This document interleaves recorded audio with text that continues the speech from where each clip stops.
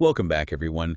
Today we're taking a deep dive into one of the most fascinating and frankly unsettling periods in history, the Bronze Age collapse. Yeah, you hear collapse and uh you might think ancient history, right? Yeah. But honestly, the more we dig into this period, the more it feels eerily relevant to our own times. It's like looking into a mirror almost. Exactly. Okay, so to get started, can you paint a picture for us? What was the Bronze Age world like before it all went, well, sideways?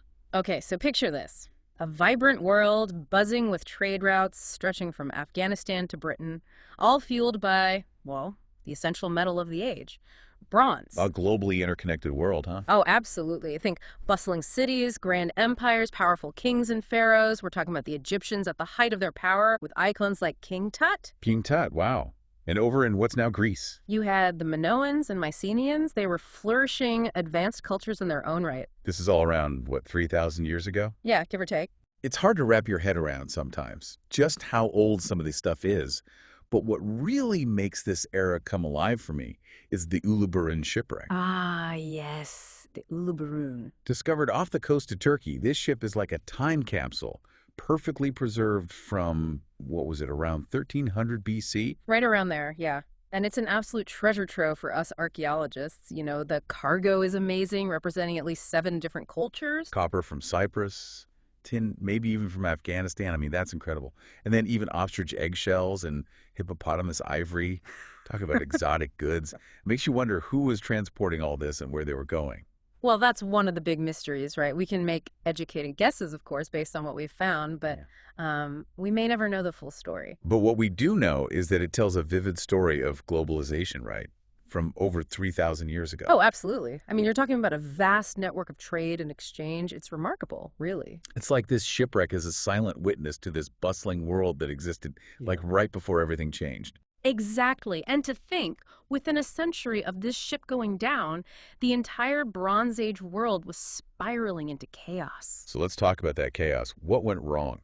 How did this interconnected, seemingly thriving world collapse so suddenly? Well, it's not a simple answer. It wasn't just one thing. It was like a perfect storm, a convergence of calamities, each one compounding the others. Hit them with it. What were they? Well, you had a prolonged drought. We're talking a mega drought. Then you throw in devastating earthquakes, widespread famine, and if that wasn't enough, invasions by these mysterious groups we call the Sea Peoples. Okay, wow, that sounds like a recipe for disaster. Let's unpack these calamities, starting with the drought. Just how bad was this drought? Well, we're not talking about a few dry years here. Current research suggests this drought could have spanned, get this, 150 to 300 years. Wow, a drought lasting generations. Generations. Think about that, and we see the evidence in tree rings and lake sediment cores. It must have had a devastating effect on agriculture. Oh, absolutely. I mean, you can't build an empire, let alone sustain communities, on an empty stomach. But how exactly did the drought contribute to the collapse? I mean, was it just a matter of, mass starvation? It was more complicated than that. You see, drought weakens societies, makes them vulnerable, right? So then you get famine, which leads to unrest, instability, conflict over dwindling resources. And in that weakened state, well, that's when they became susceptible to invasions. Which brings us to the Sea Peoples. Okay, the Sea People. So who were these guys and where did they come from? We're talking about, what, pirates, raiders? It's a mystery, honestly. We know from Egyptian records that they launched these major invasions into the eastern Mediterranean, 2 big waves. One in 1207 BC and another in 1177 BC. They attacked all over the place, leaving, well, chaos in their wake. So they were pretty formidable, huh? They were. But where'd they come from? What were they after? Well, that's the million-dollar question. Some folks think they might have originated in the western Mediterranean, maybe driven by, climate change, looking for better land. Others think they were maybe a loose confederation of different groups, each with their own agenda. So we're not even sure who they were or where they came from, just that they, shook things up pretty badly. Yeah, that's a good way to put it. Whatever their origins, their attacks were devastating, especially for civilizations that were already teetering on the brink. Right, weakened by the drought and everything else. Exactly, and those attacks played a huge role in the widespread collapse of the Bronze Age world. Amazing. A group we know so little about could have had such a, well, profound impact on the course of history. But if they were so powerful, how are they eventually stopped? Well, it seems their reign of terror ended in Egypt. The Egyptians, under Pharaohs Merneptah and Ramesses III, managed to fend them off, basically put a stop to their rampage. So the Egyptians held the line. How did Yeah. they manage to do that when so many other civilizations just, crumbled? Well, a few reasons, probably. For one thing, they had a strong central government, a well-equipped army, but also, don't forget the Nile. Ah, the Nile, lifeblood of Egypt. Exactly. Those annual floods, they provided a reliable source of food and water even during times of drought. So what devastated other civilizations was actually a source of strength for the Egyptians. You could say that. It made them more resilient, less vulnerable to these environmental fluctuations that were, wreaking havoc everywhere else. That makes sense. But I'm curious, did everyone experience this collapse in the same way? I mean, did some civilizations fare better than others? That's a great question. And yeah, the impact varied, sometimes dramatically. It really depended on, where they were located, what resources they had, their ability to adapt. Like, take the Hittites. Powerful empire in Anatolia. Yeah. But they were really reliant on rainfall for their agriculture, unlike Egypt with the Nile. So when that mega drought hit, They were hit hard, yeah. Plus, they had enemies, internal strife, all that. Their empire basically vanished almost overnight. It's kind of a sobering thought, isn't it? That even the mightiest empires can, just crumble in the face of these long-term environmental challenges. It really underscores how important it is to manage resources, diversify, think ahead, for resilience. Okay, so the Hittites were hit hard. What about the Mycenaeans over in Greece? They were seafaring people, right? So I'd imagine their reliance on trade would have, I don't know, made them either more resilient or maybe more vulnerable during the collapse. Well, they did experience a significant decline, for sure. Not as complete as the Hittites, but still. There's evidence of a sharp population decline. We're talking maybe 40 to 60%. Right. And their culture, their sophisticated culture, regressed. They lost literacy, artistic traditions. So loss of knowledge and skills that have been developed over generations. Exactly. And it happens again and again, Societies collapse and they lose this hard-won knowledge, technologies. It reminds you how fragile it all is. Wow. It's like taking a step back in time. But what about civilizations that were located on those major river systems, like, say, the Assyrians and the Babylonians over in Mesopotamia? It seems like they might have fared a bit better. Yeah, they did. They still experienced hardships, of course, drought, famine, all that. But they were able to adapt to survive. They had the Tigris and Euphrates, A lifeline. Right. So they held on to their writing systems, their governments, their cultural identity, even as the world around them, transformed. So that proximity to a major river system seems to have been a key factor, in determining who made it and who didn't. Yeah, definitely. It really highlights the importance of reliable water, especially in times of stress, environmental stress. Okay, now what about the Egyptians? They were able to hold off the Sea Peoples. Did they escape the collapse, though? I mean, relatively speaking. Well, they did maintain their, political structure, but they weren't totally unscathed. They went through a period of decline, internal strife. It marked the end of their New Kingdom era. So even the mighty Egyptians, with the Nile, weren't immune to the ripple effects, right? That's the thing, The Bronze Age world was so interconnected that even the civilizations that seemed, I don't know, more resilient geographically or economically, they still felt it. Like a web. You break one strand and... The whole thing weakens. Yeah. Yeah. And that actually leads us to another really fascinating aspect of the Bronze Age collapse, the rise of iron. Iron. But wait, wasn't the Bronze Age, all about bronze? It was. But iron was actually known for centuries. But working with it, it required new techniques, new technologies, and those just weren't widely available back in the Bronze Age. So why the shift to iron then? Necessity, right. The mother of invention. See, tin, which is a key component of bronze, it wasn't easy to get, had to be transported long distances. So with trade networks collapsing, supply chains disrupted, well, tin became scarce and expensive. And iron, it was more readily available. Way more abundant, yeah. And with the old order gone, it's like it pushed people to figure out how to actually work with iron. So who figured it out? Who cracked the code, so to speak? It seems like it was the Cypriots. They were already experts in copper mining, right?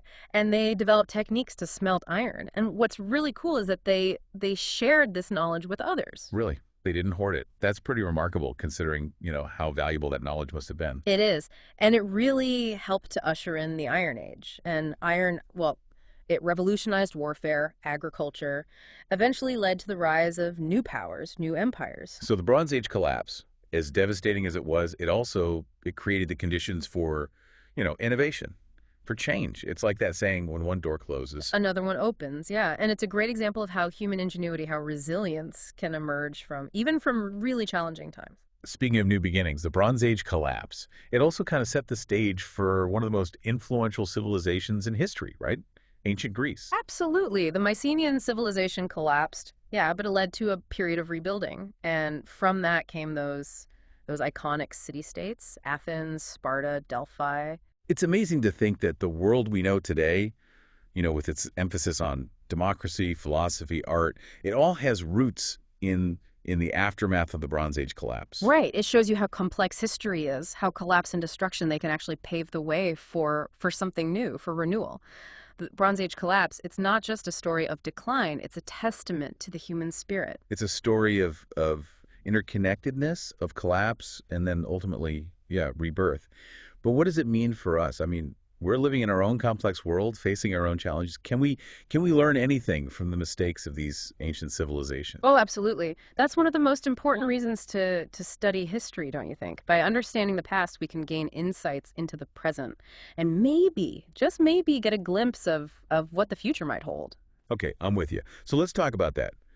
What are some of the takeaways, the key takeaways from the Bronze Age collapse that we can, apply to our world today? Well, one of the biggest things that jumps out is, interconnectedness. Just like back then, we live in a world where events on one side of the planet can ripple out and affect all of us. Oh, yeah, that's a huge one.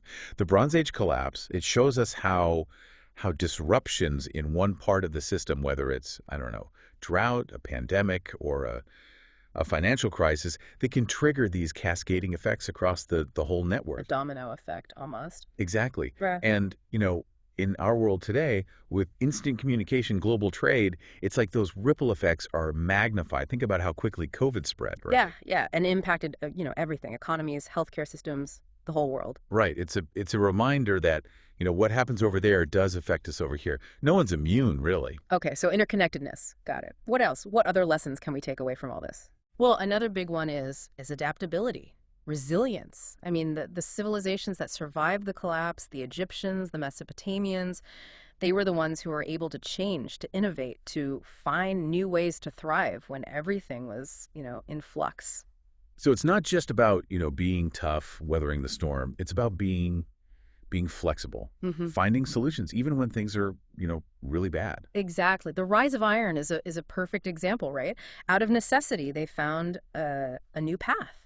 And the Phoenicians, embracing maritime trade, spreading the alphabet. These are all examples of how innovation, how adaptability can actually come out of, periods of crisis. Like that old saying, out of adversity comes opportunity. There you go. And, these are lessons we need to keep in mind today more than ever, I think. With climate change, resource depletion, political instability, we're facing some pretty big challenges. So interconnectedness, adaptability. Anything else we should be taking away from the Bronze Age? One more, and I think it's really important. Diversification. The Hittites, remember, they were so reliant on rain-fed agriculture. When the drought hit, they had no plan B. But other civilizations, they had, other options. The Egyptians had the Nile. So not putting all your eggs in one basket. Right. In the Bronze Age, that meant having diverse food sources, not relying on one type of trade. Today, well, it could mean investing in renewable energy, finding more sustainable ways to farm, making sure our economies aren't, too dependent on a single industry or resource. It's about building in resilience. So we're better prepared for the unexpected. Building a stronger foundation so our house can withstand the storms. There you go. The Bronze Age collapse, it's a powerful reminder. It shows us how fragile civilizations can be, even the ones that seem mighty, unshakable. But it also shows us how resilient we are as humans, how we adapt, how we overcome, and how we rebuild. It's a story that's both, I don't know, kind of scary and inspiring at the same time. It reminds us that the choices we made today, they shape the world of tomorrow. We can learn from the past and maybe actually build a better future, a more sustainable one, more resilient. Couldn't have said it better myself. And that brings us to, well, something for all of you listening to think about. Could studying collapses like this one, the Bronze Age collapse, help us navigate, the challenges we're facing in the 21st century? It's like having a roadmap from the past to help us make sense of the present. In a way, yeah. We can see how past societies responded to crisis, what worked, what didn't work.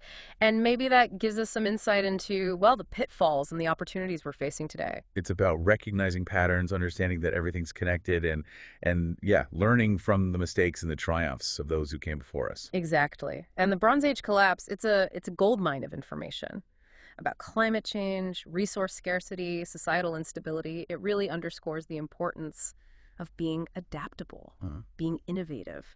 And it reminds us that we're not just, passive bystanders in all this.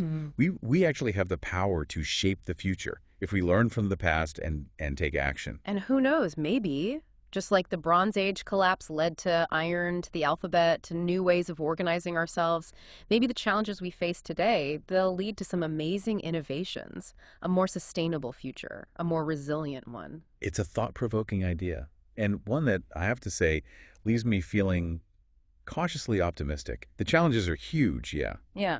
but so is our potential to innovate, to work together. That's the message we want you to take away from this deep dive, really. The Bronze Age collapse, yeah, it was devastating, but it's also a testament to the human spirit, our ability to adapt, to overcome, and to build something new.